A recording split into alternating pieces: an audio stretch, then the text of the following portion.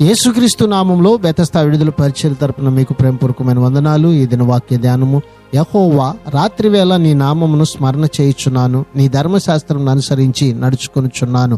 కీర్తనల గ్రంథం 119వ అధ్యాయం 55వ వచనం. నిద్ర పట్టని రాత్రులలో మన కష్టాలు, విషమ పరీక్షలు తలంచుకోవడం కన్నా దేవుని దయగల లక్షణాలను ధ్యానించుకోవడం ఎంతో ఉత్తమము. కీర్తనల గ్రంథం 42వ అధ్యాయం 8వ వచనం ప్రకారము, ఆయనను పగటి వేళ యెహోవా తన కృప కలుగను ఆజ్ఞాపించును, రాత్రి వేళ ఆయనను గూర్చిన కీర్తనయు, నా జీవదాత అయిన దేవుని గూర్చిన ప్రార్థనయు నాకు తోడుగా ఉండును. దారుణమైన కష్టాలలో, నిరుత్సాహంలో కూడా అతడు దేవుని మీద తన నమ్మకాన్ని విడిచిపెట్టలేదు. దేవుడు అన్ని పరిస్థితుల్లోనూ తన ప్రజలతో ఎల్లప్పుడూ ఉంటాడు. ప్రార్థన.